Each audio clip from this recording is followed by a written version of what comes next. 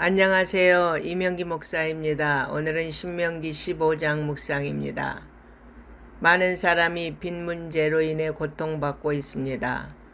스스로 힘으로 빚을 갚을 수도 없을 때에는 정상적인 생활이 불가능하기도 합니다.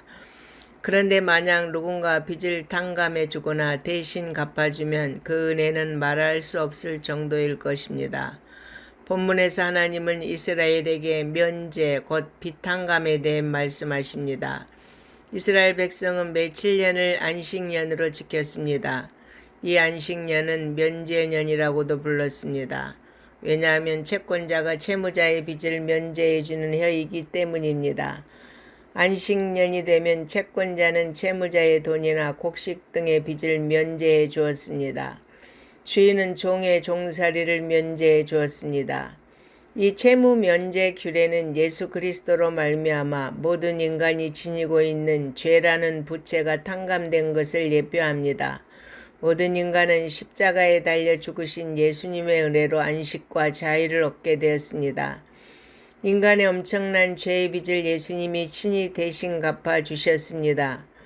예수님이 죄값을 탕감해 주지 않으셨다면 우리의 영혼은 파산해 영원히 죽을 수밖에 없습니다.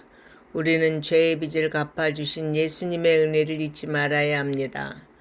이 채무 면제 규례는 가난한 자를 위한 법임과 동시에 부유한 자를 위한 법이기도 합니다. 빚을 면제해 주어 채무자의 삶이 회복될 수 있도록 도와주는 자에게 하나님은 반드시 복을 주시며 또한 그들 중에 가난한 자들이 없을 것이라고 약속해 주셨습니다. 뿐만 아니라 여러 나라에 돈을 꾸어주기는 하지만 자신은 꾸지 않으며 많은 민족을 다스리지만 다스림을 받지 않을 것이라고 하셨습니다. 하나님 나라는 주는 자가 받는 자보다 복이 있습니다.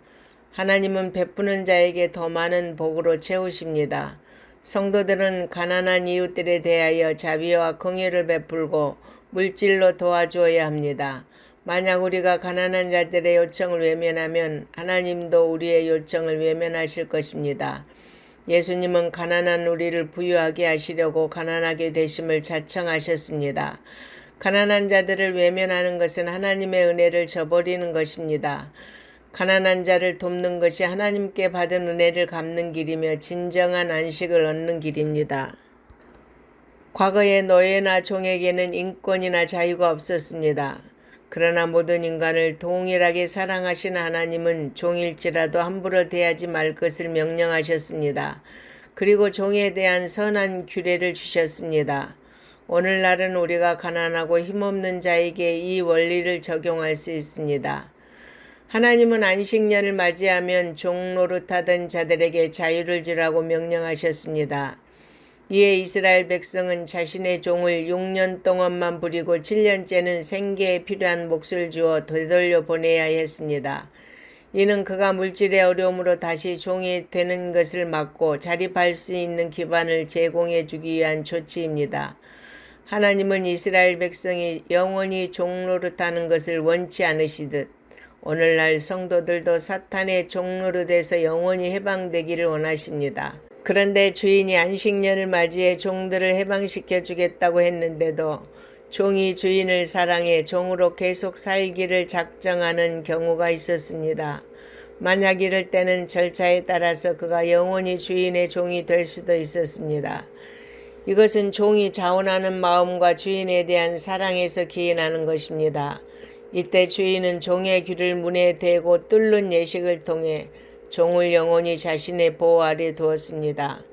진정한 사랑이란 내가 원하는 것을 상대방에게 강요하는 것이 아니라 상대방이 원하는 것을 들어주는 것입니다. 종에 관해 언급한 후 초태생 규례에 대한 언급이 이어집니다. 하나님은 소와 양의 처음 낳은 것을 하나님께 드리라고 명령하셨습니다.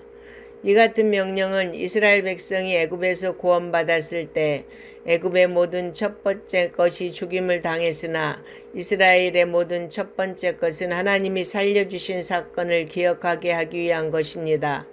즉 하나님의 은혜를 기억하라는 의미입니다. 제물로 바치는 짐승은 흠이 있어서는 안 됩니다. 가장 좋은 곳으로 바쳐야 합니다. 하나님의 은혜를 받는 사람은 최선의 것을 하나님께 드릴 줄 알아야 합니다. 최고의 것으로 감사를 표현해야 합니다. 아멘.